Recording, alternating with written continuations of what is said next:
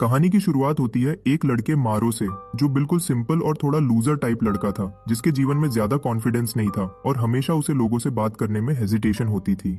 उसकी social anxiety इतनी ज्यादा थी कि वो दूसरों की आंखों में देख भी नहीं पाता था और छोटी सी बात पर घबरा जाता था। उसे अपने दिल के अंदर एक अजीब सी लोनलीनेस महसूस होती थी, जैसे दुनिया में कोई उसे समझता ही नहीं हो। लेकिन धीरे धीरे उसके जीवन में बदलाव आने लगता है और वो इमोशनलेस इंसान बन जाता है जिसे कोई तोड़ नहीं सकता। अब वो एक ऐसा बंदा बन गया था जिसे देखकर लोग डरते थे और कहते थे ये तो बिल्कुल अलग ही लेवल का है। ये दुनिया एक ऐसी जगह थी जहां हर इंसान के पास एक ही खास टैलेंट था। लेकिन मारो उन सब में एक अलग खतरा था जो सिस्टम के रूल्स तोड़ देता है। वो मॉन्स्टर्स को मारकर उनकी पावर्स और स्किल्स चुरा लेता है। और सबसे डेंजरस बात यह थी कि वो ये बार बार करता था। मतलब वो इन्फिनिट स्किल्स चुरा सकता था और हर बार और स्ट्रांग होता जाता था। उसके पास एक पार्टनर भी थी जो एकदम सॉलिड और कॉन्फिडेंट थी। उसका नाम था कैंग, एक बिंदास लड़की जिसे देखकर कोई भी डरे या इम्प्रेस्ड हो जाए। उसका फिजिक इतना स्ट्रांग था कि सब उसकी रिस्पेक्ट करते थे। लेकिन मारो कभी भी उससे इम्प्रेस नहीं हुआ। वो सिर्फ अपने गोल पे फोकस्ड था। बाहर से देखा जाए तो लगता था मारो की लाइफ इजी है, पर असली सच ये था कि उसके खिलाफ दुनिया खड़ी थी और उसके लिए हर मोमेंट एक स्ट्रगल था। एक साल बाद मॉन्स्टर का स्टॉर्म आने वाला था जो पूरे वर्ल्ड को हिला देगा।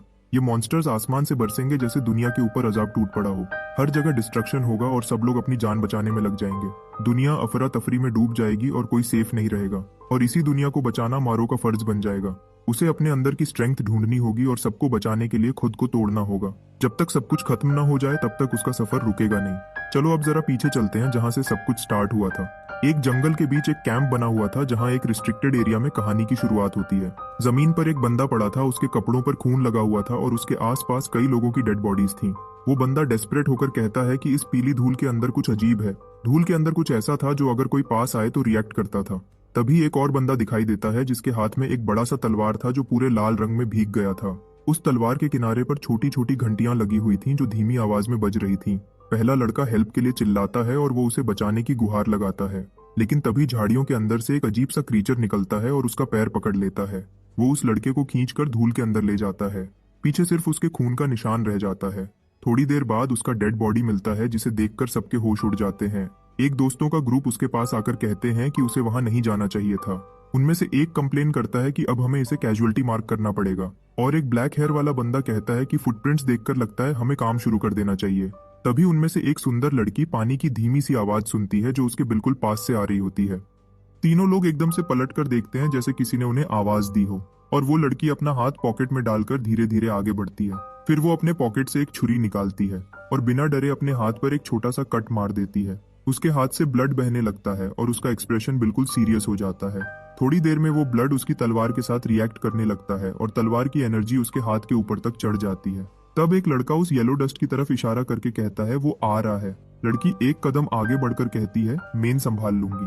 तभी सब शॉक हो जाते हैं जब वो छोटी सी नाइफ उसका पूरा हाथ अब्सॉर्ब कर लेती है और एक बड़े से तलवार में बदल जाती है। उसके बैक पे लिखा होता है येलो डस्ट टास्क फोर्स, मतलब वो एक स्पेशल यूनिट का हिस्सा थी। अब मंजर बदलता है और एक बिल्डिंग के अंदर एक जॉब इंटरव्यू चल रहा होता है सूले नाम के शहर के पब्लिक सर्विस के लिए।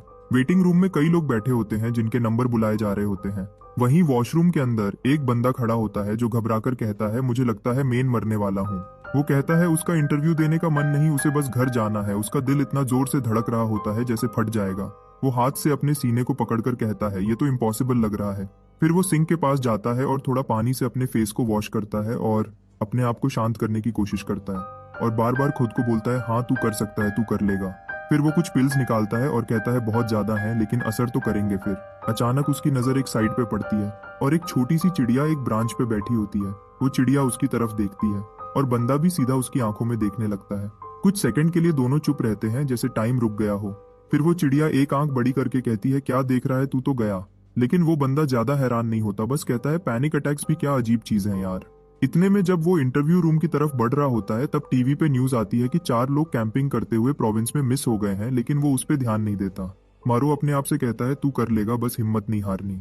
उसका नाम मारो हान है, 29 साल का एक बिल्कुल नॉर्मल आदमी, एक एवरेज स्टूडेंट जो एक नॉर्मल स्कूल से पढ़ा और एक एवरेज यूनिवर्सिटी से ग्रेजुएट हुआ, अब जॉब के लिए स्ट्रगल कर रहा है। वो अपनी घबराहट छुपाने के लिए मजाक करता है, माँ की कसम मैं इतना डरा हुआ हूँ कि समझ नहीं आ रही उस औरत का दिल ज्यादा बड़ा है या मुंह। ये उसका 5वां साल है जॉब के लिए ट्राई करते हुए और अब जाके वो इंटरव्यू तक पहुंचा है। तभी एक औरत अंदर आती है और उसका नेम पुकारती है। वो तुरंत खड़ा हो जाता है और खुशी से बोलता है जी मेन हूँ। वो चलते हुए अपने आप से कहता है इस बार मेन पक्का कर दिखाऊंगा। और सीधा चलते चलते स्टिफ होकर कहता है ये आसान होगा, बस उसे काम रहना है। लेकिन जैसे ही वो इंटरव्यू रूम के अंदर जाता है तो उसके सामने एक बॉस बैठी होती है जो लैपटॉप के ऊपर से सीधा उसे घूर रही होती है। उसका गला सूख जाता है और वो थोड़ा हिल जाता है। इंटरव्यूअर सीधा उससे पूछता है तुम सिविल सर्वेंट क्यों बनना चाहते हो। वो ऑकवर्डली चिल्लाता है कि वो कम्युनिटी के लिए कुछ करना चाहता है और सोसाइटी की मदद करना चाहता है, लेकिन अंदर से वो सोच रहा होता है कि असल में उसे सिर्फ एक स्टेबल जिंदगी चाहिए, एक फिक्स्ड सैलरी, एक सिक्योर लाइफ जहां ज्यादा एडवेंचर ना हो। फिर इंटरव्यूअर पूछता है अगर उसका सुपीरियर कोई गलत काम वो करे तो क्या करेगा तब। मारो तुरंत मुस्कुराते हुए बोलता है कि मैं ऑनेस्टली बताऊंगा कि क्या गलत हुआ और मिलकर सोल्यूशन ढूंढने की कोशिश करूंगा, साथ ही पॉजिटिव रहूंगा। लेकिन अंदर से उसका दिमाग कह रहा होता है कि ये सब झूठ है, वो कभी किसी के मामले में नहीं पड़ता और बस अपनी सेफ लाइफ चाहता है, यानी वो सिर्फ इंटरव्यू बचाने के लिए एक्टिंग कर रहा होता है। फिर इंटरव्यूअर पूछता है कि वो लोगों के साथ कैसे डील करता है। एक कॉन्फिडेंट स्माइल के साथ कहता है कि वो इसमें बहुत बुरा है, वो कम्युनिकेशन में वीक है, स्ट्रेस जल्दी ले लेता है और स्कूल में पैनिक अटैक्स की वजह से बुली होता था, यही कहता है। लेकिन दिमाग में उसका प्लान था कहने का कि वो फ्रेंडली है और सबसे अच्छे रिलेशन रखता है। इंटरव्यूअर कंफ्यूज हो जाता है और वो सोचता है कि उसे क्या कहना था और उसने क्या कह दिया, क्या बेवकूफी थी। फिर वो गला साफ करता है और कहता है चलो लास्ट क्वेश्चन पूछता हूँ। तब उसके ग्लासेस से एक चमक निकलती है जब वो पूछता है कि मारो ने अपनी जिंदगी का सबसे मुश्किल वक्त कैसे हैंडल किया। मारो बिल्कुल ऑकवर्ड एक्सप्रेशन के साथ कहता है कि जिंदगी तो काफी इजी रही है, ज्यादा कुछ मुश्किल नहीं हुआ। लेकिन इंटरव्यूअर इंसिस्ट करता है कि कोई भी एक प्रॉब्लम याद करके बता दो। मारो पूरा ट्विस्ट होकर कहता है कि उसे कुछ भी याद नहीं आ रहा, बस वो वक्त जब वो अपने बाप के साथ पहाड़ों पर गया था। उसी वक्त उसके दिमाग में एक याद फ्लैश होती है उस येलो मिस्ट की। उसका दिल तेज धड़कने लगता है और उसे वो याद आता है, वो काला क्रीचर जिसके गोल्डन आईज उसे देख रहे थे। अब उसकी सांस छोटी होने लगती है। उस क्रीचर के सिर से बहुत सारी आंखें होती हैं और उसके आसपास जमीन पर लाशों का ढेर पड़ा है, जबकि मारो उस वक्त एक बच्चा था। अब इंटरव्यू में बैठा हुआ मारो जम जाता है, उसका विजन ब्लर होने लगता है और चेयर पीछे गिर जाती है और वो जमीन पर जा गिरता है। उसके सामने सब कुछ घूम रहा होता है। इंटरव्यूअर उसके पास आकर कहता है मिस्टर हान सुन रहे हो। उसके कंधे हिलाता है और पूछता है तुम ठीक हो। लेकिन पैनिक अटैक के बीच मारो उल्टी रोकने की कोशिश करता है, लेकिन देर हो चुकी होती है। इंटरव्यूअर पूरा भीग जाता है और बस इतना ही उसके इंटरव्यू का दी एंड हो जाता है। अब हम वापस उसके घर में आते हैं। वो बेड पे लेटे हुए कहता है कि सब बर्बाद हो गया। उसे यकीन है कि इंटरव्यू फेल गया, अब ना नौकरी है, ना गर्लफ्रेंड, ना दोस्त, अब वो नॉर्मल लाइफ कैसे जिएगा। अचानक कोई डोर नॉक है और उसे समझ नहीं आता कौन है। वो गिरता पड़ता जाकर डोर खोलता है और कहता है क्या है। दरवाजे पर एक मस्कुलर सी लेडी खड़ी होती है। वो उससे पूछती है इतनी देर क्यों लगाई जवाब देने में। मारो उसे माँ कहता है और देखता है कि वो कमरे में घुस रही है। 3 मीटर लंबी, एकदम जोजो जैसी बॉडी, लेकिन माँ तो माँ होती है, वो जैसी भी थी उसकी माँ थी। वो कहती है कि कुछ खाना लाई थी और जाने वाली थी। वो पूछता है कि क्या कोई मीट है। वो कहती है नहीं, सिर्फ किमची और बीन्स है। वो फिर भी थैंक यू कहता है। उसकी माँ अपनी स्ट्रॉन्ग जॉलाइन के साथ इधर उधर देखती है और नोटिस करती है कि मारो की माँ देखती है कि वो कुछ दिन से सिर्फ इंस्टेंट नूडल्स खा रहा था। नैपकिन्स इधर उधर पड़ी थी और कोल्ड ड्रिंक के एम्प्टी कैन टेबल पर बिखरे हुए थे। वो अपनी कुर्सी पर टेढ़ा मेढ़ा बैठा था, लेकिन खाना मिलने से खुश दिख रहा था। उसकी माँ ने कमरे की गंदी हालत देखी तो तुरंत साफ सफाई करने लगी और बोली ये क्या हाल बना रखा है तू, यहाँ कैसे रहता है। वो बोला माँ रहने दो, बाद में कर लूंगा। लेकिन माँ ज्यादा क्यूरियस थी, वो उससे इंटरव्यू के बारे में पूछती है। ये सुनते ही उसका दिल टूट जाता है और वो जमीन पर गिर जाता है जैसे उसकी सारी हिम्मत चली गई हो। वो धीरे से बोलता है कि माँ को ये कैसे बताऊं कि मैंने इंटरव्यूअर के ऊपर उल्टी कर दी थी। माँ हाथ बांधकर उसे देखती है, फिर उसके पीठ पर जोर से थप्पड़ मारा और बोली अगर इतनी सी चीज भी पास नहीं कर सकता तो टेंशन लेने का क्या फायदा। वो चुपचाप बैठा रहता है जबकि माँ साफ सफाई करती रहती है।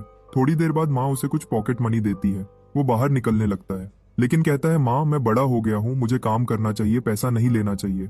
लेकिन माँ अपना बड़ा सा हाथ उठाकर मसल्स फ्लेक्स करती है तो मारो तुरंत पैसा ले लेता है। माँ अपनी बड़ी ठोड़ी को खुजलाती है और कहती है अगर इंटरव्यू फेल हो गया तो शायद वो शामन सही कह रहा था। फिर वो बोलती है तुझे पहाड़ पे जाना पड़ेगा। ये सुनते ही मारो के चेहरे पर डर आ जाता है और अगले ही मोमेंट वो पहाड़ों में होते हैं। धूप तेज होती है और वो स्वेटर और पैंट पहने हुए होता है। सही बोला जाए तो एक असली ओताकू लग रहा होता है। वो सोचता है कितने साल हो गए वापस यहाँ आए हुए। अब वो उस पहाड़ के सामने खड़ा होता है जहाँ सब कुछ हुआ था। उसे याद आता है कि माँ ने एक शामन से बात की थी और पूछा था कि उसके बेटे को जॉब क्यों नहीं मिल रही। शामन ने कहा था कि ये उसके पैनिक अटैक या एडीएचडी की वजह से नहीं है, बल्कि उसके पिता ने जो 20 साल पहले मरे और गायब हो गए थे, उन्होंने उसकी आत्मा पर एक बैरियर छोड़ दिया है जिसे साफ करना जरूरी है। अगर वो बैरियर न हटाया गया तो वो जिंदगी में आगे नहीं बढ़ पाएगा और पब्लिक सर्वेंट बनने के लिए उसे पहाड़ पर चढ़कर अपने पिता की आत्मा के लिए एक ऑफरिंग करनी होगी। लेकिन इतना चलने के बाद उसे समझ नहीं आता कि वो कब अपनी मंजिल तक पहुंचेगा। थोड़ी देर बाद वो एक पुराने गेट के सामने रुकता है और कहता है बस यही जगह है। वो गेट खोलता है और एक पल के लिए रुककर साइड हो जाता है। उसी वक्त उसे अपना एक ट्रांसपेरेंट वर्जन दिखाई देता है। वो समझ जाता है कि या तो ये उसकी आत्मा है या एक पुरानी याद। वो छोटा लड़का घर के एंट्रेंस की तरफ भागता है और धीरे धीरे दरवाजा खोलता है। अंदर एक आदमी खड़ा होता है जिसका चेहरा दिख नहीं रहा होता। मारो दरवाजा पूरा खोलता है और चुपचाप उस आदमी को देखता रहता है। कुछ देर बाद वो उसके पास जाकर उसके पैंट को खींचता है और कहता है, पापा मुझे भूख लगी है। लेकिन उसके पिता का चेहरा अजीब सा लगता है और वो अचानक चीखने लगता है। छोटा मारो घबरा जाता है और उसके साथ ही पूरी इल्यूजन खत्म हो जाती है। फिर उसके सीने में तेज दर्द होता है। वो अपने दिल पर हाथ रखता है और सांस तेज हो जाती है, जैसे कोई अंदर से कुछ खींच रहा हो। वो नीचे गिरता है और पुरानी यादों का बोझ उसे तोड़ देता है। वो समझ जाता है कि उसे एक और पैनिक अटैक आने वाला है। वो गहरी सांस लेता है और धीरे से छोड़ता है ताकि खुद को काम कर सके। थोड़ा बेटर फील करते हुए वो अपना बैकपैक खोलता है और उसमें से एक बॉटल निकालता है और उसका थोड़ा सा ड्रिंक एक कप में डालता है। वो अपने आसपास देखता है और जैसे अपने पिता से बात कर रहा हो कहता है कि होप करता हूँ आप जहाँ भी हो खुश हो। वो बताता है कि माँ के कहने पर ही वो यहाँ आया है और बस चाहता है कि पिताजी की आत्मा को शांति मिले, इसलिए वो पहाड़ के स्पिरिट्स के लिए प्रार्थना करने आया है। उसे याद आता है जब पिता की डेथ हुई थी, उसकी माँ ने कितनी मेहनत की थी ताकि वो बड़ा हो सके और एक अच्छी नौकरी पा सके। जब वो प्रेयर और ऑफरिंग कर रहा होता है तो एक पीली सी धुंध उसके आसपास फैलने लगती है। मारो सोचता है ये धुआं कहाँ से आ रहा है, क्या पहाड़ पर कहीं आग लगी है। वो तुरंत दौड़ने लगता है और खुद को याद दिलाता है कि उसकी सेफ्टी पहले आती है। तभी उसे एक अजीब सी आवाज सुनाई देती है जो रिपीट करती है, सेफ्टी फर्स्ट। वो सोचता है क्या ये एको था और पीछे मुड़कर देखता है। पीली धुंध के बीच एक अजीब सी शक्ल दिखाई देती है। मन ये तो उसने पहले भी देखा था, तो अब भी क्यों वहीं खड़ा है। एक भयानक मॉन्स्टर जिसका पेट फूला हुआ है और सिर फटा हुआ लगता है। वो आगे बढ़ता है और वही शब्द बोलता है, सेफ्टी फर्स्ट। बेचारा मारो इतनी हेलुसिनेशन से गुजर चुका है कि सोचता है शायद ये भी कोई और सपना ही है। वो अपनी आंखें रगड़ता है ये सोचकर कि ये गायब हो जाएगा, लेकिन जो भी वो चीज थी वो उसकी तरफ बढ़ती जा रही थी। उसे महसूस होता है कुछ गलत है और उसे तुरंत भागना चाहिए, लेकिन तभी कुछ उसके पेट के ऊपर घुस जाता है। वो घुटनों पर गिरता है और सोचता है क्या यही उसकी मौत का पल है। वो सोचता है जिंदगी भर पढ़ता रहा, स्ट्रगल करता रहा, नौकरी के लिए मेहनत करता रहा, लेकिन कभी जी भी नहीं पाया। फिर सोचता है शायद अगर मर भी गया तो कम से कम बिल्स और काम का स्ट्रेस तो खत्म हो जाएगा। वो हल्की सी मुस्कान के साथ कहता है कि वैसे भी कोई उसके परवाह नहीं करेगा। लेकिन तब उसके जहन में माँ की सूरत आती है। वो याद करता है कैसे उसकी माँ ने हमेशा मेहनत की, उसे सपोर्ट किया और बस यही खुशी चाहिए कि बेटा खुश रहे। उसकी माँ का जज्बा उसके खून में दौड़ने लगता है और वो हिम्मत जमा करता है। पेट में छेद होने के बाद भी वो उठने लगता है और कहता है कि वो यहाँ नहीं मरेगा। चाहे चीज अभी भी उसके अंदर घुसी हो, लेकिन वो खड़ा हो जाता है। तभी वो क्रीचर उसके पास की हवा सूंघता है और अजीब से अंदाज में उसकी तरफ बढ़ने लगता है। वही लफ्ज दोहराता हुआ, सेफ्टी फर्स्ट, सेफ्टी फर्स्ट। वो मॉन्स्टर मारो के करीब आता है और उस पर वार करता है। उसके खुले मुंह के अंदर एक आंख चमकती दिखाई देती है। वो क्रीचर मारो के कमर पर अपना मुंह जमा देता है। मारो पूरी ताकत से अपना ऊपर वाले बॉडी पीछे खींचने की कोशिश करता है ताकि वो काटा न जाए, लेकिन मॉन्स्टर का मुंह इतना बड़ा होता है कि उसके कंधे तक अपने दांत घुसा देता है। बेचारा मारो दर्द से चीखता है और उसका पूरा जिस्म कांपने लगता है, जैसे उसकी सारी ताकत खत्म हो गई हो। मारो खुद से कहता है अगर ये ऐसे ही चलता रहा तो वो बेहोश हो जाएगा। तभी उसे अपने पिता के वर्ड्स याद आते हैं कि बेटा खाना खाना कभी मत भूलना। वो सोचता है अगर मॉन्स्टर काट सकता है तो मैं भी काट सकता हूँ। वो अपनी पूरी ताकत से क्रीचर की गर्दन पर दांत मार देता है और एक बड़ा टुकड़ा तोड़ लेता है। ये लड़का तो सच में ब्रूटल निकलता है। मॉन्स्टर ने कभी नहीं सोचा था कि पलटकर ये हाल होगा। अब वो दर्द से चिल्ला रहा होता है। उसके मुंह के अंदर जो बड़ी आंख थी वो सीधा मारो को घूर रही होती है। उस आंख के आइरिस के अंदर से एक काली एनर्जी फैलने लगती है। वो एनर्जी उसके सिर से निकलकर हवा में फैल जाती है। मारो के दिमाग में अचानक हजारों लाशों के सीन्स भर जाते हैं, जहां मॉन्स्टर्स लोगों को घसीट रहे हैं और उन्हें तोड़ रहे होते हैं। हर जगह एक जंग का मंजर है जहां मॉन्स्टर्स एक दूसरे को भी मार रहे होते हैं और सबके ऊपर एक बड़ी हरी आंख सब कुछ देख रही होती है, जैसे कोई बैटल का ऑब्जर्वर हो। मारो समझने की कोशिश करता है कि ये सब क्या था, ये आवाज किसकी थी, क्या वो मर गया है। उसके मुंह में लोहे जैसा टेस्ट है और वो सोचता है क्या ये मौत का टेस्ट है। तभी कोई उसका नाम पुकारता है। धीरे से वो आंखें खोलता है और देखता है कि एक लड़का उसके पास खड़ा होता है, पूछ रहा होता है कि वो रिस्ट्रिक्टेड एरिया में क्या कर रहा है। मारो के मुंह से साथ अभी भी थोड़ा खून लगा हुआ था। वो शॉक में तुरंत उठ जाता है और इधर उधर देखने लगता है। वो समझ नहीं पाता कि वो मॉन्स्टर कहाँ गया जो येलो डस्ट से निकला था। एक आदमी जिसका शर्ट हवाई प्रिंट का है वो पूछता है कि मारो ने क्या देखा और क्या कहा था। मारो बताता है कि एक पीली धुंध उसके पास आई थी, फिर एक मॉन्स्टर ने उस पर अटैक किया और उसके बाद वो बस अभी ही होश में आया है। वो कहता है कि उसे पूरा यकीन था कि वो मर जाएगा क्योंकि उसके पेट के पार एक छेद हो गया था।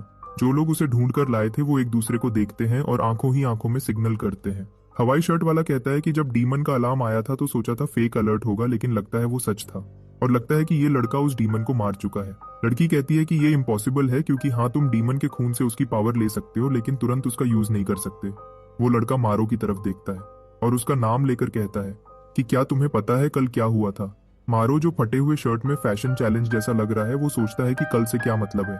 फिर वो अपना फोन देखता है और शॉक हो जाता है। उसे पता चलता है कि वो पूरा एक दिन तक बेहोश था। तभी दोनों लोग बात करते हैं कि अगर ये इतना टाइम बचा रहा तो पक्का इसने कुछ एबिलिटीज गेन की होंगी। लड़की कहती है कि अभी कुछ कहना जल्दी होगा क्योंकि वो अभी ही होश में आया है और सिचुएशन समझ नहीं पाएगा। हवाई शर्ट वाला उसे रिलैक्स करता है और कहता है फिक्र मत करो, सबके साथ ये होता है। फिर वो अपने हाथ मारो के कंधों पर रखता है और कहता है कि तुम बिल्कुल सही टाइम पर आए हो, तुम्हें पार्टिसिपेट करना होगा। मारो बिल्कुल समझ नहीं पाता कि वो किस पार्टिसिपेशन की बात कर रहा है, लेकिन वो कहते हैं पहले कपड़े चेंज करो क्योंकि तुम्हारे कपड़े बिल्कुल फट गए हैं। थोड़ी देर बाद वो लोग पोर्ट पर पहुंच जाते हैं जहां स्पेशल सर्विस के नए एम्प्लॉयज के लिए ओरिएंटेशन चल रही होती है और मारो वहां अपनी पुरानी शर्ट पहने कुर्सी पर बैठा होता है।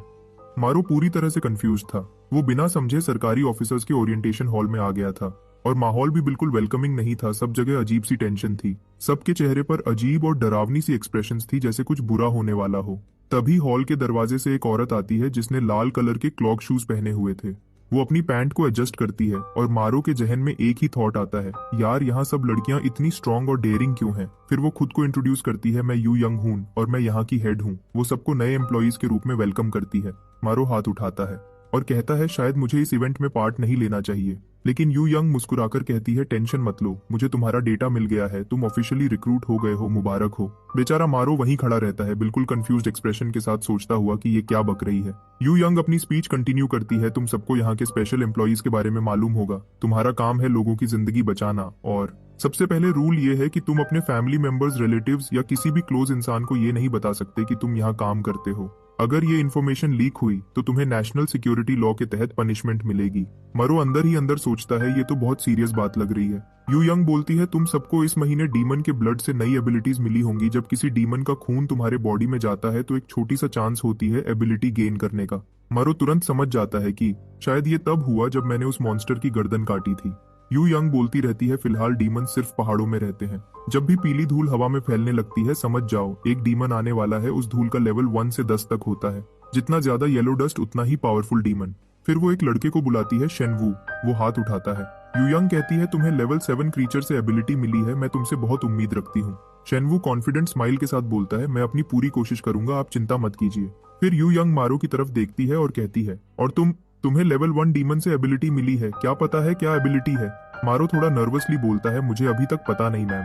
तभी एक एरोगेंट लड़का पास से हंसने लगता है। मारो उसे देखता है लेकिन इग्नोर कर देता है। उसे गुस्सा आता है पर वो कुछ नहीं बोलता। वो बस ये सोचता है कि इस जगह से जल्द निकलना है। तभी एक लाउड अलार्म बजता है, बीप बीप। यू यंग कहती है परफेक्ट टाइमिंग, इसका मतलब है एक डीमन आ गया है। अगला पल ही में सबको माउंटेन जोन ले जाया जाता है। यू यंग अनाउंस करती है ये टाइम है प्रैक्टिकल टेस्ट का। सबके अंदर एक्साइटमेंट और डर दोनों भर जाता है। ये उन सबके लिए एक परफेक्ट मौका था अपनी नई पावर्स को टेस्ट करने का। लेकिन उनमें एक ही इंसान है जो सोच रहा था मैं यहाँ क्यों हूँ यार, और वो कोई और नहीं हमारा मारो है। उसका बस यही मन है कि वो यहाँ से निकले, इससे पहले कि चीजें और खतरनाक हो जाएं। जैसे ही मारो सोचता है कि अब बस सेफ्टी का ध्यान रखना है, फिर से वही बात उसके दिमाग में घूमती है, सेफ्टी फर्स्ट। और तभी सामने से वही पीली धूल यानी येलो डस्ट उसके पास आ जाती है। उसका चेहरा सब कुछ कह देता है, वो बिल्कुल डर गया है। थिक फॉग के बीच से एक औरत की परछाई नजर आती है। वो मम्मी के जैसी बंधी हुई लड़की थी। मारो सोचता है क्या वो ठीक है। तभी वो लड़की धीरे से मुड़ती है और मारो एकदम से हिल जाता है। उसके सामने एक सफेद और ज्यादा लंबी 3 मीटर की क्रीचर खड़ी होती है, जैसे कोई स्टिक मॉन्स्टर हो। मारो शॉक में गिर जाता है और जमीन पे बैठ जाता है। बाकी सब लोग वहीं खड़े हैरानी से देख रहे होते हैं। यू यंग सबको कहती है ध्यान दो क्योंकि प्रैक्टिकल टेस्ट शुरू हो गया है। उनके सामने जो क्रीचर है वो स्ट्रांग लग रही है, लेकिन असल में वो सिर्फ एक रैंक 1 डीमन है, सबसे कमजोर टाइप का। कैप्टन कैंग ने उसे पहले ही वॉल के अगेंस्ट पिन कर रखा था, इसलिए किसी को टेंशन नहीं लेनी चाहिए। लेकिन कैंग का ध्यान सिर्फ एक लड़के पर था, उस पर जिसका चेहरा डम फाउंडेड था। हाँ, वही लड़का जो कल अकेला एक डीमन को मार चुका था। कैंग क्यूरियस था देखने के लिए कि जब किसी को पावर मिलती है क्रीचर का सामना करते हुए तो वो कितनी रेयर बात होती है। यू यंग भी एक्साइटेड थी और सबको ऑर्डर देती है अपनी एबिलिटीज यूज करना स्टार्ट करो। लेकिन हमारा मारो वहीं ठंडा खड़ा रहता है और उस बड़े से क्रीचर को घूरता रहता है, सोचता हुआ कि ये औरत पागल तो नहीं हो गई, मैं इससे कैसे लड़ सकता हूँ यार। तभी उसे फिर से पैनिक अटैक आता है। उसका सीना टाइट हो जाता है और सांस लेने में दिक्कत होने लगती है। एक पल में वो खुद को एक लाल रिवर के ऊपर खड़ा पाता है। काले हाथों और अजीब शेप का एक क्रीचर उसकी तरफ बढ़ता है।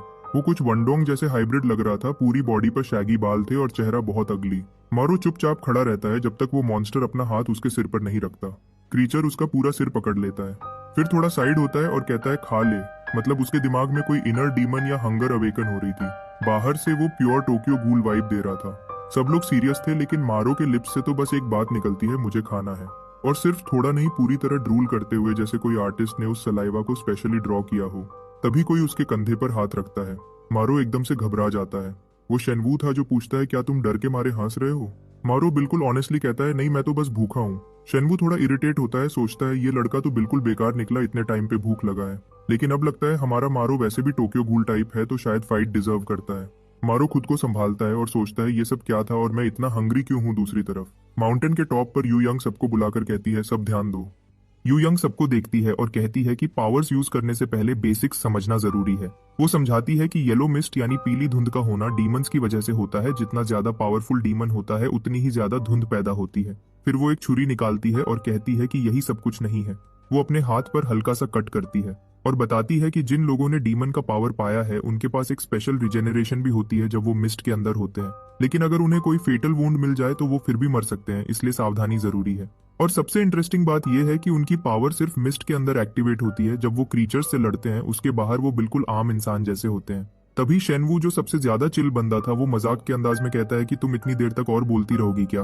उसके हिसाब से सबसे इंपॉर्टेंट बात तो ये थी कि पावर एक्टिवेट कैसे होती है। वो कहता है चलो मैं ट्राई करता हूँ, और अपना लोअर लिप हल्का सा काट लेता है। उसके जख्म से खून निकलता है और येलो मिस्ट धीरे धीरे उसकी तरफ बढ़ने लगती है। कुछ उसके अंदर एक्टिवेट होता हुआ महसूस होता है। उसके मसल्स टाइट हो जाते हैं, उसकी आंखें गोल्डन रंग में चमकने लगती हैं। सीक्रेट ये था कि मिस्ट को अपने ब्लड स्ट्रीम में आने देना पड़ता है। वो ग्लव पहनता है और कॉन्फिडेंट टोन में कहता है कि अब टेस्ट शुरू करते हैं। अचानक सामने बंधे हुए मॉन्स्टर के बॉडी के पार्ट्स हिलने लगते हैं और फिर एक जोर का धमाका होता है। कैप्टन कैंग जोर से चिल्लाता है, सब लोग संभल जाओ, क्योंकि येलो मिस्ट अब उनके आसपास घूमने लगी थी। मॉन्स्टर फिर से मूव करता है, एक भयानक रोर करता हुआ उनकी डायरेक्शन में देखता है और जोर से ग्राउंड पे हाथ मारकर धमाका करता है। नए रिक्रूट्स जो अभी अभी जॉब ज्वाइन किए थे, वो सब डर के मारे हिल भी नहीं पा रहे थे। कैंग मूव करने लगता है उनकी हेल्प करने के लिए, लेकिन यू यंग उसे रोक देती है, कहती है रुक जाओ। कैंग इंसिस्ट करता है कि ये बिगिनर्स के लिए बहुत डेंजरस है, लेकिन यू यंग मना कर देती है और कहती है कि ये प्रैक्टिस का बेस्ट टाइम है। अगर ये लोग लेवल 1 क्रीचर को नहीं संभाल सकते तो वैसे भी मर जाएंगे। तभी मॉन्स्टर हवा को सूंघने लगता है और सीधा अपनी नजर मारो पे टिकाता है, जो बिल्कुल स्टिफ होकर खड़ा था। मारो कहता है, ये क्या बकवास है, ये मुझे ही क्यों देख रहा है? और बिना वार्निंग के मॉन्स्टर का हाथ खुलता है और उसके पाम से एक छुरी निकलती है। वो हवा में सीधा मारो की तरफ जाती है और बहुत ही तेज स्पीड से मारो के बाजू में घुस जाती है और वो दर्द से गिर जाता है। कैंग उसे देखता है और थोड़ा गिल्ट फील करता है जब वो दर्द में चिल्ला रहा होता है। मारो मुश्किल से उठता है, उसका हाथ अब भी दर्द से धड़क रहा होता है, लेकिन मॉन्स्टर तब तक उसके पास आ चुका था उसे और कुचलने के लिए रेडी था। वो उसके बिल्कुल पास लैंड करता है और धीरे धीरे उसके करीब आता है। दोनों की नजर मिलती है और क्रीचर अपना हाथ बढ़ाता है, लेकिन उसी वक्त जमीन के नीचे से कुछ फट जाता है और कुछ बाहर निकलता है। अचानक एक बड़ा सा मॉन्स्ट्रस सेंटीपीड जमीन से निकलकर उस क्रीचर के शरीर के इर्द गिर्द लपेट जाता है। वो जानवर को झकझोर कर दबा देता है और अपनी आंखों से सीधा उसे घूरता है। पता चलता है कि ये एक डीमन सेंटीपीड की एबिलिटी थी। जो बंदा अपनी लुक्स पर इतना गर्व करता था, उसकी पावर इतनी गंदी थी कि देखकर कोई भी घिन खा ले। तभी एक फीमेल स्टूडेंट पीछे से अटैक करती है और एक तेज स्लैश के साथ मॉन्स्टर का सिर काट देती है। उसकी एबिलिटी किसी रोजो डीमन से मिली थी। जो भी हो, अब मॉन्स्टर का आधा दिमाग उड़ चुका था और वो दर्द से चिल्लाता हुआ स्काई की तरफ चीखने लगता है, साथ ही और ज्यादा मिस्ट छोड़ता है। लड़की हल्की सी स्मर्क देती है और कहती है, कम से कम जीत तो हम गए हैं। लेकिन तभी वो येलो मिस्ट दोबारा मॉन्स्टर के सिर के अंदर घुस जाती है और उसका पूरा शरीर फिर से ठीक हो जाता है। अब सबको समझ आता है कि उस क्रीचर की रिजेनरेशन भी बहुत ही ज्यादा पावरफुल है। मॉन्स्टर सेंटीपीड को पकड़ लेता है और उसे खींचकर उसका गला तोड़ देता है, क्योंकि सेंटीपीड उसके हाथ से कनेक्टेड था। क्रीचर उसे एक विप की तरह यूज करता है और शानवू को सीधा उस लड़की की तरफ फेंक देता है। फिर उसे वापस खींचता है और जोर से झपेट लेता है, जैसे उसका बदला लेना हो। वो अपना बड़ा सा मुंह खोलता है और उसे काटने के लिए रेडी होता है। तभी शानवू के ग्लव के अंदर से एक स्नैप की आवाज आती है। मॉन्स्टर का गला एकदम से वायलेंट ट्विस्ट लेता है और वो शानवू को छोड़ देता है। अब सबको समझ आता है कि शानवू कोई सिर्फ स्टाइलिश बंदा नहीं है, वो बंदा टेम्पल डीमन की एबिलिटी रखता है। उसकी पावर ये थी कि अगर वो अपने बोन्स तोड़ता है तो वो मॉन्स्टर के बोन्स भी तोड़ सकता है। मॉन्स्टर फिर से उसकी तरफ झपटता है, लेकिन शानवू अपने ग्लव्स निकाल देता है और अपनी कलाई तोड़ देता है और कहता है, मर जा साले। उसी पल मॉन्स्टर का पूरा गला एकदम से मुड़ जाता है और वो फटकर एक्सप्लोड हो जाता है। उसका शरीर जमीन पे गिर जाता है, सिर उसके पैरों के पास सॉकर बॉल की तरह रुक जाता है। शानवू समझाता है कि जब किसी डीमन का सिर अलग हो जाता है तो वो ना मिस्ट छोड़ सकता है ना अब्सॉर्ब कर सकता है। मतलब बस कहानी खत्म हो गई, बाकी ट्रेनीज वहीं खड़े शौक में रह जाते हैं। वो कहता है कि ये एक अच्छा मौका था कुछ नया टेस्ट करने का। तभी कैंग उसके पीछे आकर खड़ी होती है और पूछती है क्या उसने जानबूझकर उसका स्टेक तोड़ा ताकि डीमन जाग जाए। वो कहती है इस लड़के में विलन बनने की पोटेंशियल है। शानवू तुरंत मना करता है, कहता है नहीं बिल्कुल नहीं, तुम्हारे पास कोई प्रूफ है क्या? लेकिन कैंग उसका हाथ पकड़ लेती है और कहती है कि आसानी से पता चल जाएगा, बस उसके फिंगर्स तोड़कर देखते हैं, अगर मेरे वेपन के टुकड़े फिर से टूट गए तो सब समझ जाएंगे। और ये कहकर वो उसका हाथ जोर से थप्प से पकड़ लेती है। ये देख के यू यंग उनके बीच में आती है और शानवू को पहले ही ट्राई में अच्छा करने के लिए तारीफ करती है। तभी उसे किसी एक इंसान की कमी महसूस होती है और जब वो देखती है तब तक मारू वहां से भाग गया था। उसे इस तरह के काम से कोई लेना देना नहीं था। उसने सोचा मैं ये नौकरी नहीं कर सकता हूँ। उसे बस एक शांत और नॉर्मल जिंदगी चाहिए थी ना, कि ऐसी जिंदगी जहां उसे डीमंस से लड़ना पड़े और अपनी कर्स्ड पावर यूज करनी पड़े। लेकिन कोई तो उसे बताए कि ये कहानी का मेन हीरो वही है, इसलिए चाहे वो चाहे या न चाहे एक्शन उसके पास दोबारा जरूर आएगा।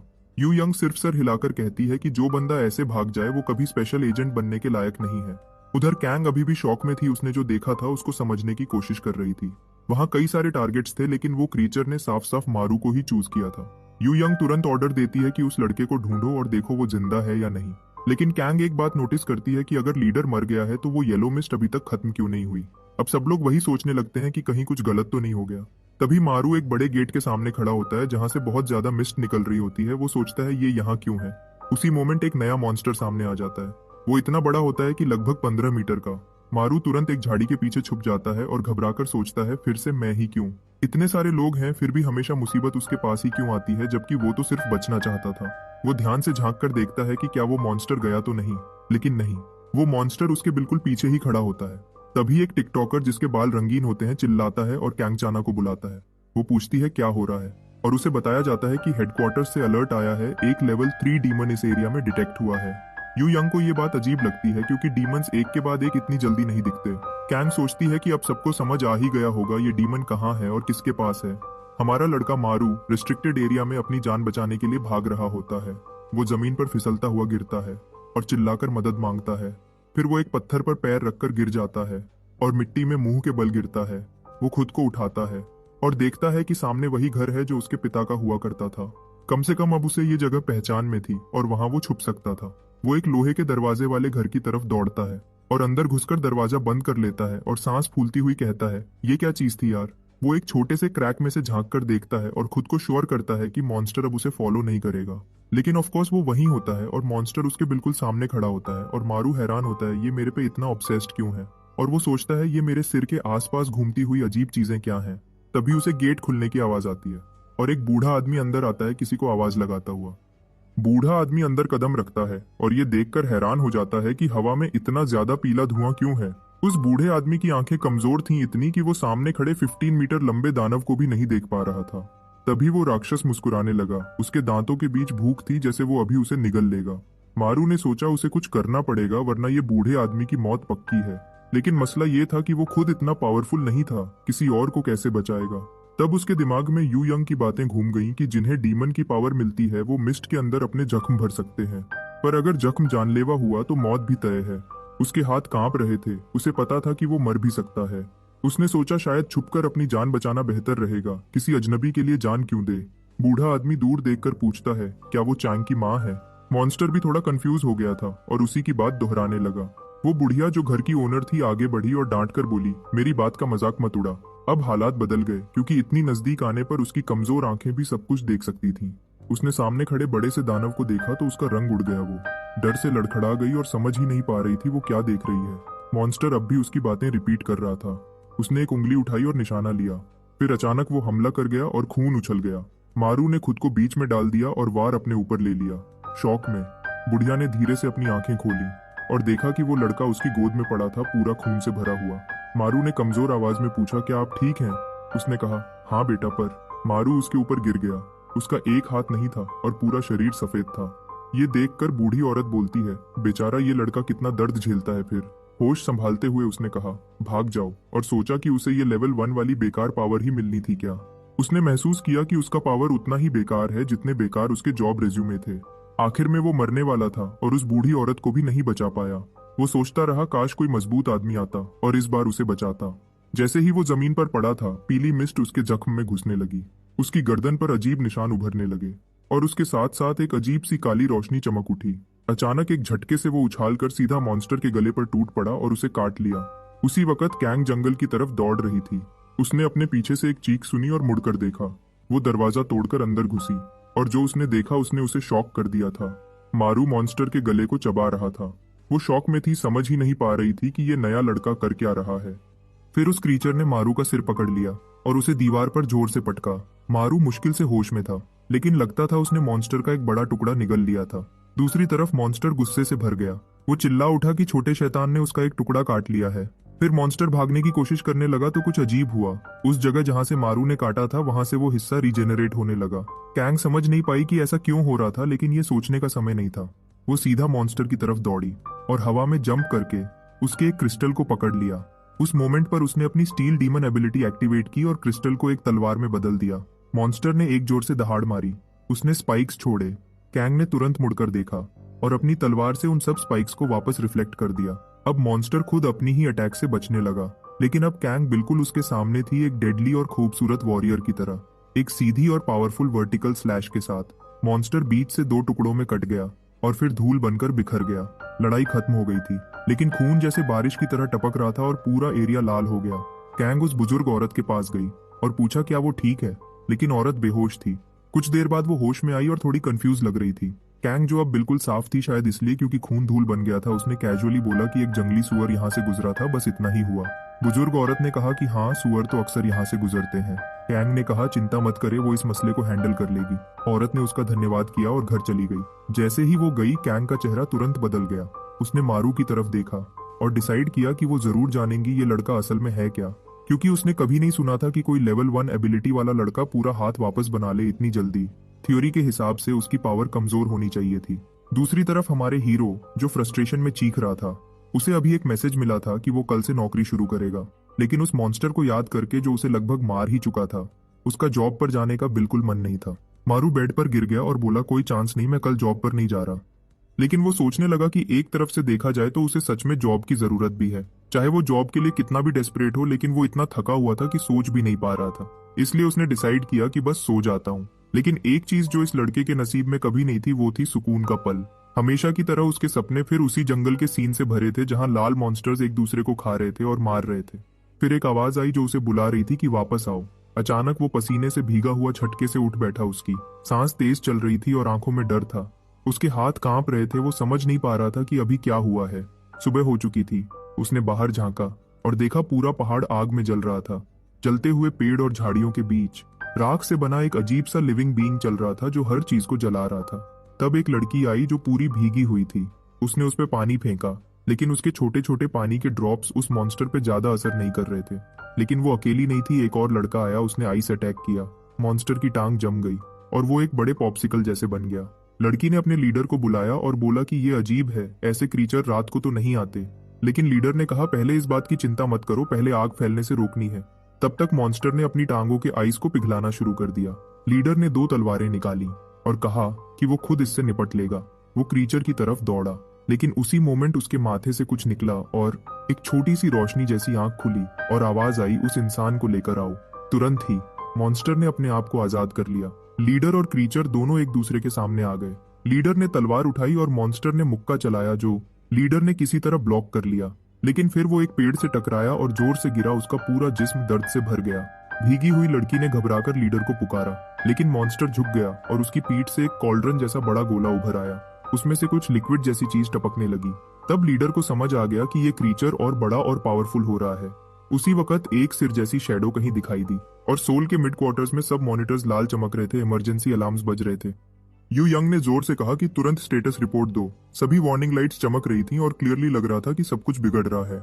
एक स्टाफ मेंबर ने बताया कि एक साथ 20 पहाड़ियों पर अटैक हो रहा है और सब लोग हैरान थे क्योंकि मॉन्स्टर्स के आने का पैटर्न अचानक बदल गया था।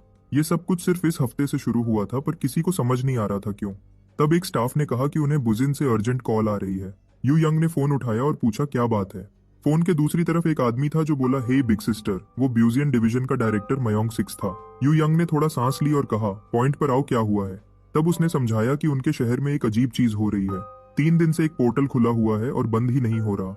ये सुनकर यू यंग शॉक हो गई कि ऐसा कैसे मुमकिन है। मॉन्स्टर्स लगातार उस पोर्टल से निकल रहे थे। एरिया संभालने वाली टीम थककर चूर हो गई थी। वो बिना रुके लड़ रहे थे और एंड नजर नहीं आ रहा था। यू यंग ने पूछा कि पोर्टल क्लोज क्यों नहीं हो रहा, तो उन्होंने वजह बताई। मयोंग सिक्स ने कहा कि जो बड़ा मॉन्स्टर वहां है वो बार बार एक ही बात कह रहा है। उन्होंने इंटरप्रेटर एबिलिटी वाले लोगों से भी उसकी बात समझने की कोशिश की। मॉन्स्टर बस एक ही लाइन दोहरा रहा था, उस आदमी को ले आओ। यू यंग ने तुरंत पूछा कि वो आदमी कौन है। मयोंग सिक्स ने कहा, यही तो प्रॉब्लम है, हमें खुद नहीं पता कि वो कौन है। बस इतना जानते हैं कि जिसे भी वो ढूंढ रहा है उसे जल्दी आना होगा। यू यंग ने कुछ बोलने ही वाली थी कि उसने हेलीकॉप्टर में बैठे एक आदमी को कॉल किया। वहां से आवाज आई, क्या हुआ? यू यंग ने पूरी सिचुएशन समझाई, माउंटेन पर फायर और मॉन्स्टर दोनों के।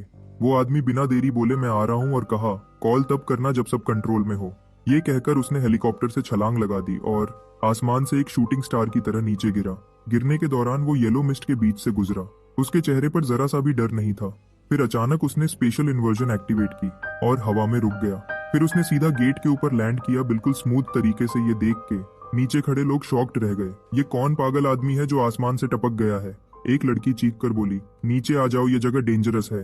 तब एक रेड हुडेड डीमन मुस्कुराया, जैसे वो खुश हो उस आदमी के आने से, और उसने एकदम से अटैक किया। वो लड़की की तरफ तेज किक से झपट पड़ा, लेकिन लड़की ने मुश्किल से बचकर साइड ली और अटैक से बच गई। लेकिन प्रॉब्लम ये थी कि अब वो राक्षस उस लड़की के बिल्कुल ऊपर था। उसके पास भागने का कोई रास्ता नहीं था। तभी वो नया आदमी वहां आया और उसने अपना हाथ हवा में उठाया। उसने हवा में से एक स्पेशल ट्यूब खोला, जैसे कोई दरवाजा बन गया हो, और तुरंत उसने उस मॉन्स्टर की पूरी रीढ़ की हड्डी खींचकर बाहर निकाल ली। वो मॉन्स्टर शॉक में जम गया। फिर उस आदमी ने आराम से सबको शाबाशी दी और कहा, अब सब लोग आराम कर लो, अब से सब मैं संभाल लूंगा। तभी कैप्टन खुशी से पूछता है कि ये बंदा कौन है। कैप्टन समझाता है कि ये दुनिया का पहला स्पेशल एबिलिटी यूजर है और टास्क फोर्स का फाउंडर है। वो आदमी अपने हाथ स्ट्रेच करता है, फिर जमीन पर हाथ रखता है और कहता है, चलो इसे खत्म करते हैं। मैं हूँ सबसे powerful demon ability user director John mildew. जमीन पर से पर्पल लाइंस निकलने लगती हैं। वो लाइंस धुंध की तरफ बढ़ने लगती हैं और ऊपर उठती चली जाती हैं और ऊपर तक पहुंच जाती हैं, जब तक वो चांद के ऊपर तक नहीं पहुंच जाती। दूर से सब लोग उस चीज को देखकर हैरान हो जाते हैं। सब लोग सोच रहे थे ये चीज आखिर है क्या। एक आदमी जिसके पास चश्मा था कहता है उसने कभी ये चीज अपनी आंखों से नहीं देखी, पर थ्योरी के हिसाब से ये दुनिया की सबसे पावरफुल स्पेशल एबिलिटी है। जॉन एक रास्ता बना रहा था सीधा उस पीली धुंध के अंदर तक। तभी बर्निंग माउंटेन पर लावा मॉन्स्टर और भी बड़ा हो गया था और बर्फ और पानी वाले दोनों लोग अब और नहीं संभाल पा रहे थे। लड़की गिर चुकी थी। उसका साथी चीख कर कह रहा था, उठ जाओ वरना दोनों मर जाएंगे। पर वो राक्षस फिर से चार्ज करता है। बर्फ वाला लड़का अपनी पूरी ताकत से एक बैरियर बनाता है, पर मॉन्स्टर उसे तोड़ देता है और उसे हवा में उड़ा देता है। मॉन्स्टर उस पर बार बार वार कर रहा था। जब तक उसका शील्ड टूट नहीं गया, वो जमीन पे गिर जाता है और सांस लेने के लिए संघर्ष करता है। उसे लगता है कि यही उसकी मौत है, पर तभी मॉन्स्टर के पीछे एक रिफ्ट खुल जाता है। जॉन उस मॉन्स्टर का सिर खींचकर उस रिफ्ट के अंदर ले जाता है और पूरे के पूरे राक्षस को दूर फेंक देता है। उस धमाके से आसमान में कौवे उड़ जाते हैं। जॉन कहता है, अब वक्त आ गया है इन सब मॉन्स्टर्स को खत्म करने का, न सिर्फ इस एक को बल्कि सबको। वो अपनी पूरी ताकत से हर RIF यूनिट एक्टिवेट कर देता है। गैंगवन प्रोविंस के पार एक नया मैदान दिखाया जाता है। वहां एक लड़का एक बड़े मॉन्स्टर के पैरों तले कुचला जा रहा होता है। वो मॉन्स्टर अजीब सी भाषा में कुछ बोलता है और उसके सीने में अपना हथियार घुसा देता है, लेकिन उसी पल उसके पीछे एक रिफ्ट खुल जाता है और वो राक्षस उसके अंदर खींच लिया जाता है। सभी पहाड़ों पर जहां जहां हमला हो रहा था वहां भी यही होने लगता है। सब मॉन्स्टर्स एक ही जगह खींच कर लाए जा रहे थे। एक तरफ से ये अच्छी बात थी, अब सब एक जगह जमा हो गए थे, लेकिन दूसरी तरफ ये बहुत खतरनाक भी था। एक स्टाफ मेंबर कहता है कि डेंजर सिग्नल्स धीरे धीरे गायब हो रहे हैं। डायरेक्टर शांति से कहता है, इसका मतलब सिर्फ इतना है कि वो सेफ पहुंच गया है। अच्छी खबर ये थी कि जुंग का प्लान काम कर गया और सब मॉन्स्टर्स एक जगह आ गए थे। बुरी खबर भी ये थी कि जुंग का प्लान काम कर गया और सब मॉन्स्टर्स एक जगह आ गए। पर जॉन बहुत खुश था। अब उसके लिए असली लड़ाई शुरू करने का वक्त आ गया था। सब डीमंस जोर से चीखने लगे और उसकी तरफ दौड़ पड़े, पर वो आदमी जो उनके बीच घिर गया था बिल्कुल शांत था। उसने सिर्फ अपनी उंगली से एक जगह दिखाई और वहां एक और स्पेशल रिफ्ट खुल गई। फिर वो इतने आराम और नजाकत से हिलता है जैसे कोई बैलेट डांसर हो, और माइकल जैक्सन जैसे घूमकर एक स्पिन लगाता है। एक ही बार में हर तरफ से मॉन्स्टर्स को काट देता है। सब डीमंस के सिर हवा में उड़ जाते हैं और पूरी टीम हैरानी से देखती रह जाती है। उन्होंने अपनी जिंदगी में इतना पावरफुल आदमी पहले कभी नहीं देखा था। फिर जॉन मैग्मा मॉन्स्टर के पास जाता है और ट्रांसलेटर को बुलाता है। उसे कहता है कि अब तू इसे संभाल। फिर वो मॉन्स्टर से पूछता है कि तुम सब लोग इतने पागल इस हफ्ते में क्यों हो गए हो। ट्रांसलेटर उसका जवाब बताता है कि मॉन्स्टर कहता है, ब्रिंग दैट पर्सन। जॉन थोड़ा सोच में पड़ता है और कहता है, ये पर्सन कौन है। मॉन्स्टर बस वही बात दोबारा दोहराता है। ट्रांसलेटर कहता है कि ये राक्षस सिर्फ जॉन के शब्दों को रिपीट कर रहा है। बिना कुछ सोचे जॉन उस मॉन्स्टर को जोर से जमीन पर पटक देता है। कहता है, अगर ऐसा ही है तो हम इन्हें मारते रहेंगे जब तक ये आना बंद न कर दें। अब उसका पूरा बदन खून से भीग गया था और उसने अपना ध्यान एक बार फिर गेट की तरफ मोड़ दिया। उसने फिर से अपना हाथ जमीन पर रखा और उसके नीचे एक और स्पेशल वॉइड खोल दिया। पूरा एरिया एकदम से एब्जॉर्ब हो गया। सच कहें तो ये चीज हैंडल करने का ये सबसे पावरफुल तरीका था। स्क्वाड के एक मेंबर ने पीछे से सुकून की सांस ली और बोला कि अब उसे सेफ महसूस हो रहा है क्योंकि उनके पास जॉन जैसे आदमी है। फिर एक पल में ही उस इडियट ने अपनी पावर एक्टिवेट कर दी और गेट पूरी तरह गायब हो गया। अगला दिन हेडक्वार्टर्स में सुबह का वक्त था। यू यंग ऑफिस के अंदर आई और तुरंत जॉन से पूछा कि उसने पोर्टल का क्या किया। जॉन ने बिल्कुल आराम से कहा कि वो पोर्टल अब उसके ब्लैक वॉइड के अंदर है और उसे उसके चलते काफी थकान महसूस हो रही है। लेकिन यू यंग ने उसकी बात सुने बिना कह दिया कि उसे सब कुछ वैसे ही संभालना चाहिए जैसे हमेशा करता है। जॉन ने थोड़ा गुस्सा दबाकर कहा कि उसकी भी एक लिमिट है, वो पूरी ऑर्गेनाइजेशन अकेला नहीं चला सकता था। फिर उसने टीवी चालू किया और कहा कि हाँ वो समझ गया, लेकिन उसने वो सारी जानकारी इकट्ठी कर ली है जो यू यंग ने मांगी थी। स्क्रीन पर नए रिक्रूट्स की तस्वीरें दिख रही थी। यू यंग ने पूछा कि उसे उनमें इतनी दिलचस्पी क्यों है। जॉन ने कहा कि वो समझना चाहता है कि डीमंस असल में चाहते क्या हैं, और सिर्फ इतना ही नहीं बल्कि ये भी जानना चाहता था कि वो डीमंस उसे क्यों चाहते हैं। लशोन के पहाड़ों के बीच एक औरत का एक विशाल शव पड़ा था और उसी के पास एक राक्षस अब भी बैठा था जो वही बात बार बार कह रहा था, ब्रिंग हिम। उधर मारू के लिए उसके पहले दिन की सुबह थी जब वो अपने नए काम पर पहुंचा। उसकी माँ खुशी से रो पड़ी थी जब उसे पता चला कि उसे प्राइवेट जॉब मिल गई है। वो अपनी माँ को डिटेल नहीं बता सकता था, लेकिन माँ के चेहरे की खुशी देखकर वो मना नहीं कर सका। जब वो ऑफिस पहुंचा तो तुरंत एक हवाई शर्ट पहने आदमी ने उसे देखा और पूछा कि वो वापस क्यों आया है। वो आदमी सिर हिलाकर बोला कि उसे अपनी टीम में डरपोक लोग नहीं चाहिए, और मारू ने महसूस किया कि उसके सामने से शराब की बू आ रही थी। तब असली बॉस अंदर आया और दोनों को ग्रीट किया, लेकिन चियनवू अब भी गुस्से में था और तुरंत कह दिया कि उसे यहाँ काम नहीं करना, उसे मेन सिटी भेजा जाए। लीडर ने बस कंधे ऊंचाकर कहा कि उसे भी नहीं पता कि एक लेवल 7 एजेंट को यहाँ क्यों भेजा गया, लगता है उसके साथ कुछ इश्यू चल रहा है। फिर भी उन्होंने दोनों को टीम में वेलकम किया। मारू सोच रहा था कि जब डीमंस को मारने का काम ही नहीं तो उसे यहाँ क्या करना होगा। जैसे ही लीडर ने डोर खोला उसने अंदर देखा तो लग रहा था कि सब लोग ज़ॉम्बीज मार रहे हैं और क्रीचर्स को डिसेक्ट कर रहे हैं। पर कुछ पल बाद उसे समझ आया कि वो सिर्फ उसका इमेजिनेशन था। असल में वो एक नॉर्मल ऑफिस था जैसे दूसरे होते हैं। हवाई शर्ट वाले आदमी ने अपना नाम बताया, गो डियोकमैन, और कहा कि वो टीम लीडर है। चश्मा पहने वाली लड़की थी यूनजी वोन, जिसे 7 साल का तजुर्बा था। पतला सा लड़का जो 7 साल से वहां काम कर रहा था उसका नाम था केन मियाबक, और टिकटॉक चलाने वाला लड़का जिसे हम पहले से जानते हैं वो था योसेक, जिसे 1 साल का तजुर्बा था। सभी अपने अपने डेस्क पर बैठे काम कर रहे थे, लेकिन मारू को लगा कि सब काम सिर्फ फॉर्मेलिटीज हैं, जैसे उन्हें असली कुछ करना ही नहीं होता। गो डियोकमैन ने उसे बोला कि टेंशन मत लो, यहाँ लाइफ बहुत इजी है, बस रिपोर्ट्स लिखो और थोड़ा फील्ड विजिट कर लो, सैलरी टाइम पे मिलती है और कोई डेंजर भी नहीं होता। लेकिन मारू अंदर से सोच रहा था कि ये जगह कुछ अलग होगी, कुछ हीरोइक होगा, लेकिन सब तो एक नॉर्मल ऑफिस की तरह बोरिंग लग रहा था। फिर उसके सामने स्क्रीन पर एक नोटिफिकेशन आया जिसमें लिखा था कि एक नया असाइनमेंट आया है और सबको तुरंत मीटिंग रूम में बुलाया जाता है।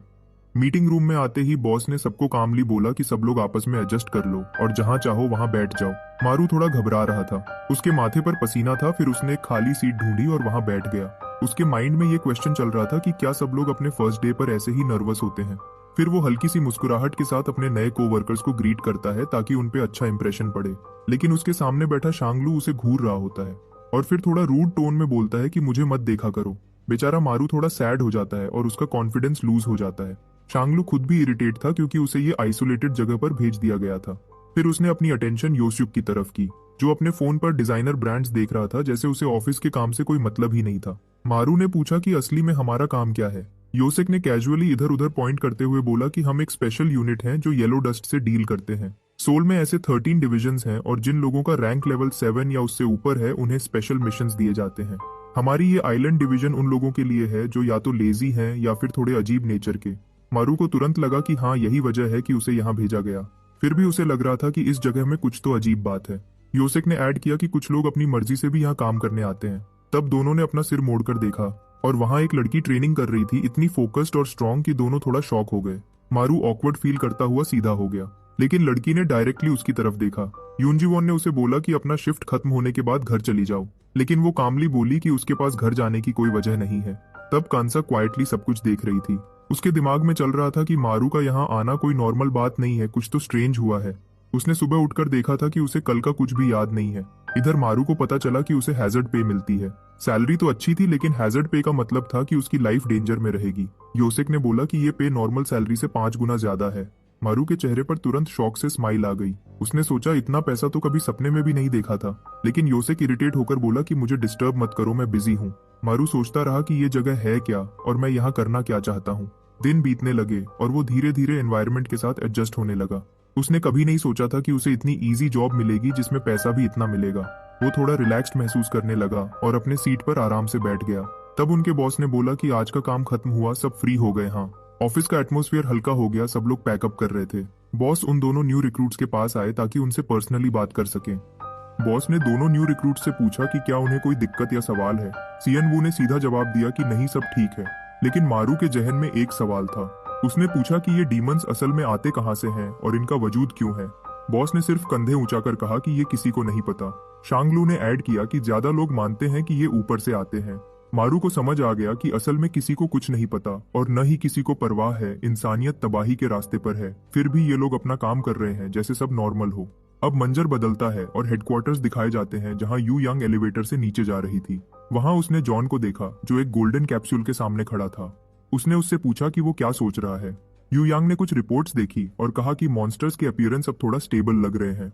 लेकिन जॉन अब भी उस कैप्सूल के अंदर घूमती हुई येलो मिस्ट को देख रहा था। वो सोच रहा था कि किस वजह से क्रीचर्स इतने ज्यादा बढ़ गए हैं।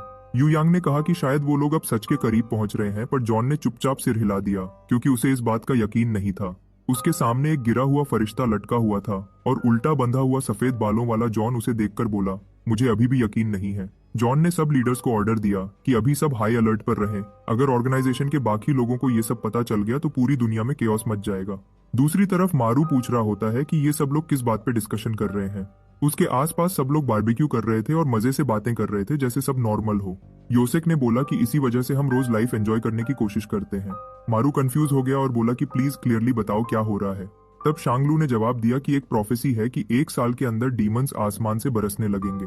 हजारों पोर्टल्स दुनिया भर में खुल जाएंगे और धरती खून से भर जाएगी। मारू के चेहरे पर शॉक था। उसने सोचा कि ये तो एक नाइटमेयर जैसा है।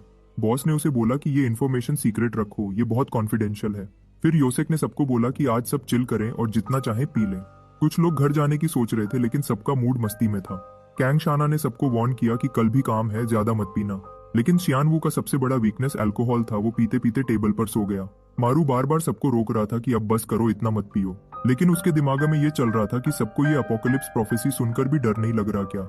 इसी वक्त दूर पहाड़ों के ऊपर एक गोल्डन लेक चमकने लगा। आसमान में एक बड़ा गेट खुल गया। उसमें से येलो मिस्ट निकलने लगा जो हवा में फैल गया और उस मिस्ट से हजारों हाथ बाहर निकले जैसे कोई चीज दुनिया में घुस रही हो।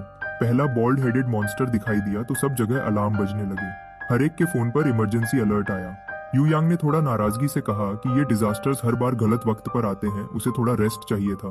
तब कैंग शाना उठकर बोली कि मैं तुरंत वापस आती हूँ। सियान वू ने तुरंत बोला कि मैं भी चल रहा हूँ। लेकिन यू यांग ने मना कर दिया कि नहीं, तुम रुक जाओ।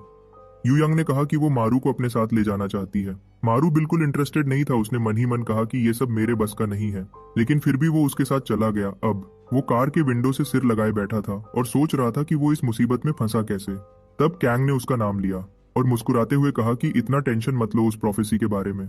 मारू ने कहा कि ऐसी बात को हल्का नहीं लेना चाहिए, लेकिन कैंग ने कॉन्फिडेंट टोन में कहा कि ऊपर वाले लोग जरूरी तैयारियां कर रहे होंगे।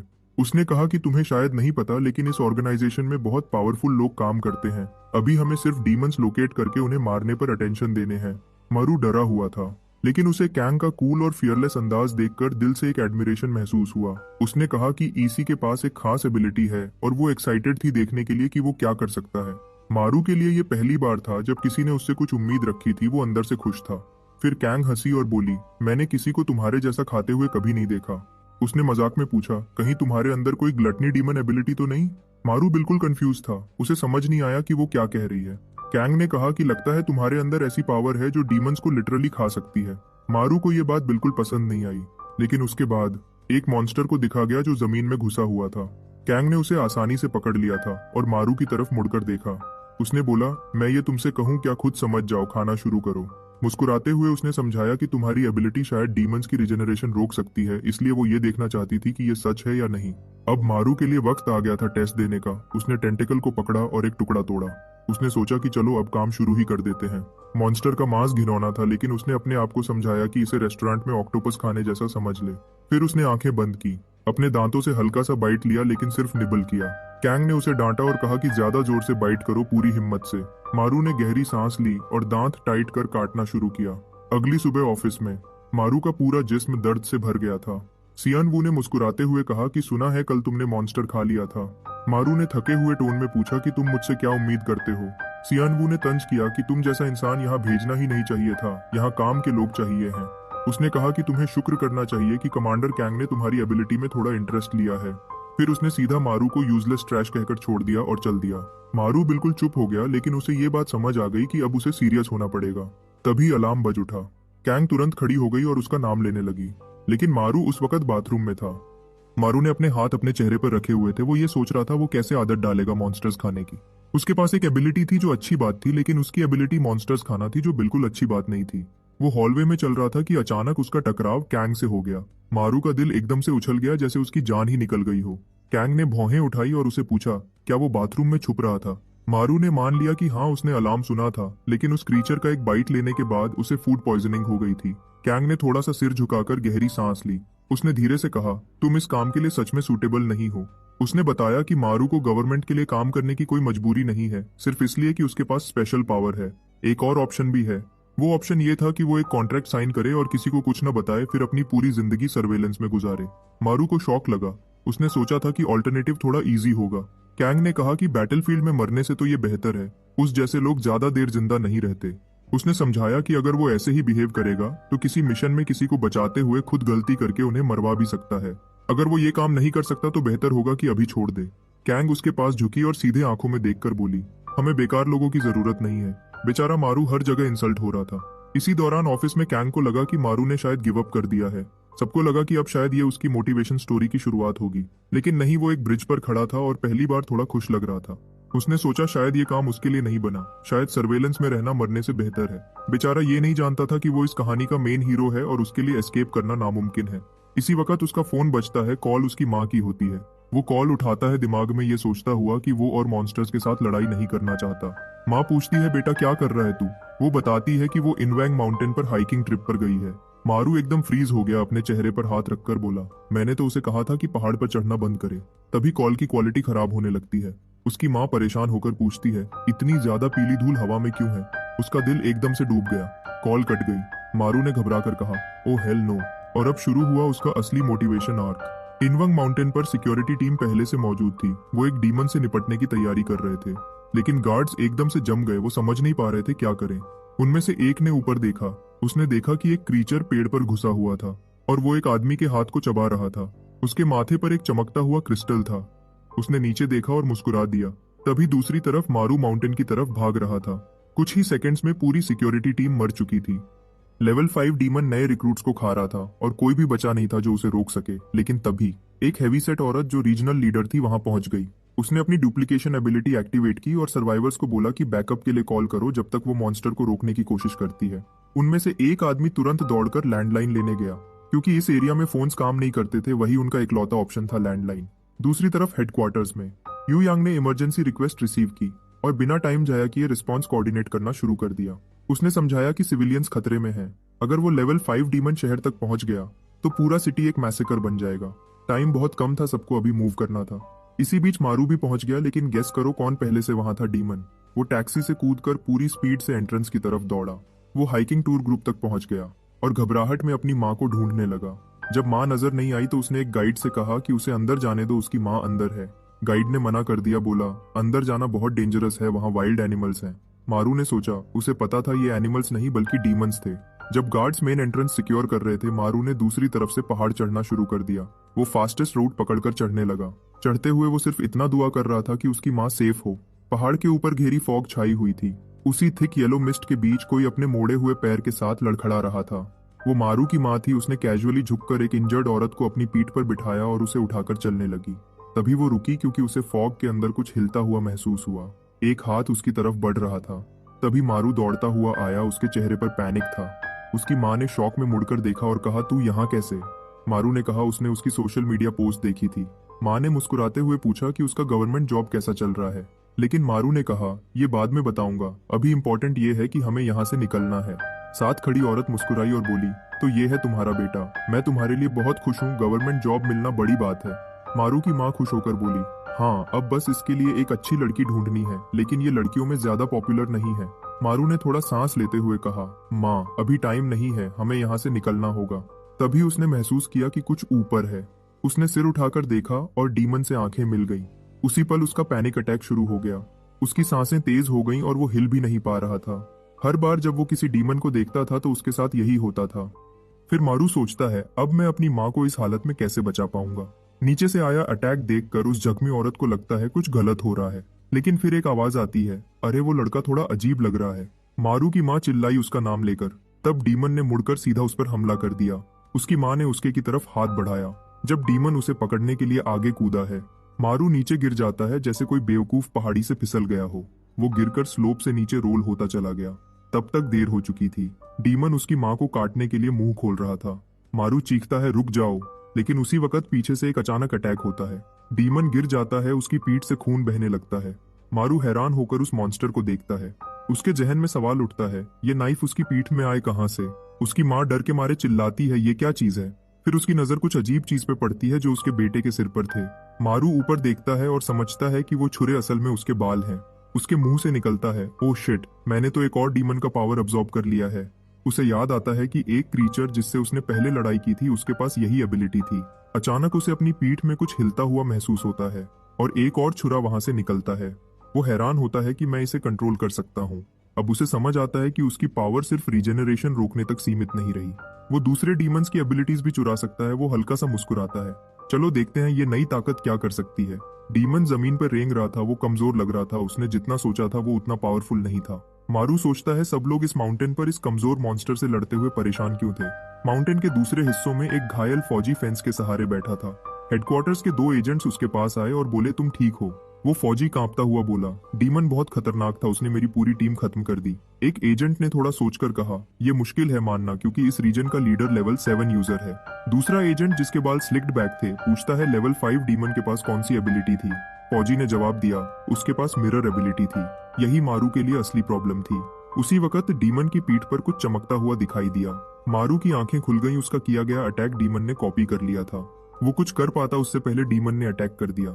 डीमन के क्रिस्टल उसके पूरे शरीर को छेद देते हैं और मारू छिलकर नीचे गिर पड़ता है। मारू घबरा गया था, उसका दिल तेज धड़क रहा था। वो सिर्फ शॉक में था, समझ नहीं पा रहा था क्या हो गया। उसके मुंह से निकला, उस कमीने ने मेरा मूव कॉपी कर लिया। डीमन धीरे धीरे आगे बढ़ता गया। उसका माथा आईने की तरह चमक रहा था।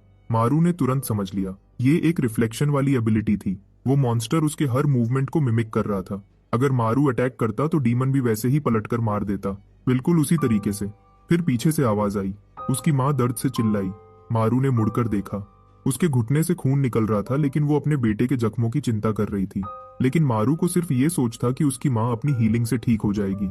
उसने अपनी शर्ट उठाई और कहा, टेंशन मत लो, मैं ठीक हूँ। उसके एब्स चमक रहे थे जैसे किसी हीरो के हों, जैसे उसका डीएनए एक्टिवेट हो गया हो। उसे समझ आ गया कि अगर माँ को बचाना है तो मॉन्स्टर को खत्म करना होगा।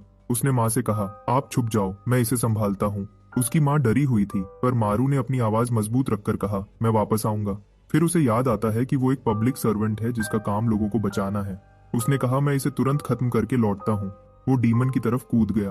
उसने डीमन की कमर पकड़ी और उसे पहाड़ की चोटी से नीचे फेंक दिया। खुद भी उसके साथ गिरता गया। उसकी माँ जोर से चीख उठी और आसमान में कौवे उड़ गए। मारू एक ऊपर वाले लेज पर गिरकर संभल गया, जबकि डीमन नीचे टकरा गया। उसने गहरी सांस ली और बोला, चलो अब देखता हूँ क्या करना है। उसका शरीर दर्द कर रहा था, लेकिन धीरे धीरे रीजेनरेट हो रहा था। फिलहाल उसका एक ही मकसद था, डीमन को अपनी माँ से जितना दूर हो सके उतना दूर ले जाना। अगर वो थोड़ा वक्त निकाल ले तो माउंटेन की टीम आकर सब संभाल लेगी और सब ठीक हो जाएगा। लेकिन हेडक्वार्टर्स से आए दोनों एजेंट्स एक और बड़ी मुसीबत में फंस गए थे। वहां सिर्फ एक लेवल 5 क्रीचर नहीं बल्कि कई मॉन्स्टर्स एक साथ घुस आए थे। एक पूरी भीड़ मॉन्स्टर्स की सामने खड़ी थी, सब एक जैसे दिख रहे थे। एक एजेंट इधर उधर देखता हुआ समझने की कोशिश कर रहा था कि सब इतने मिलते जुलते क्यों हैं। गंजा एजेंट धीरे से बोला, माउंटेन लीडर के पास डुप्लीकेशन एबिलिटी थी, मतलब उसकी कॉपी बन गई है। उसे मालूम था असली बॉडी को ढूंढकर ही सब खत्म करना पड़ेगा, लेकिन मुश्किल ये थी कि असली वाली कौन सी है। दूसरा एजेंट बिल्कुल बेफिक्र था। उसने मुस्कुराते हुए कहा, फर्क नहीं पड़ता, सबको मार देंगे। वो आगे कूद गया।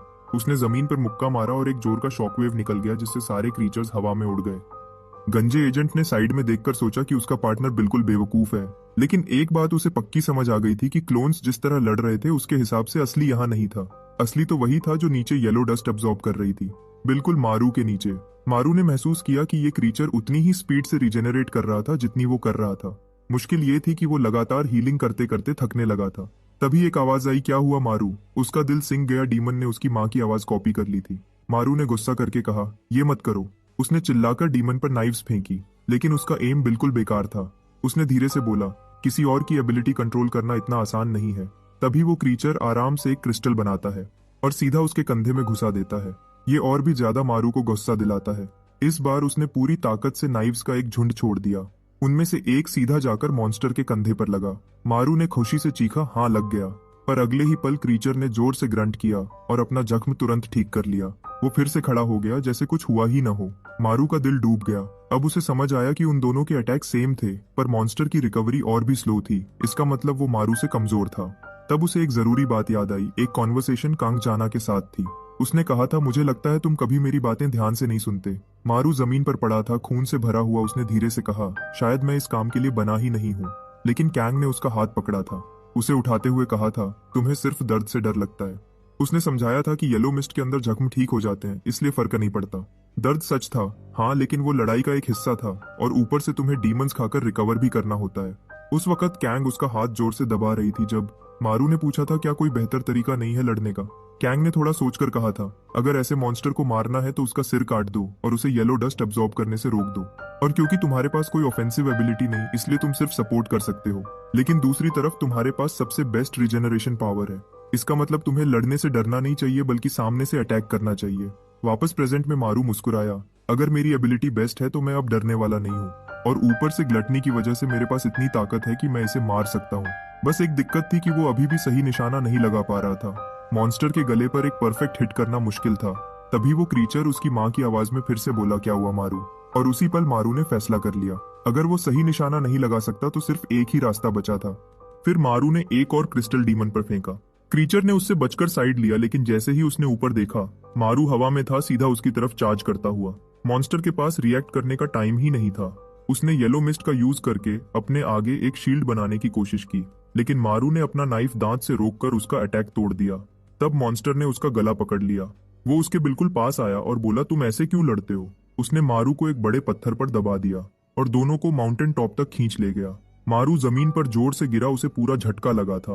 उसे सांस लेना मुश्किल हो गया। वो ग्लटनी एक्टिवेट नहीं कर पा रहा था और बाइट भी नहीं कर सकता था।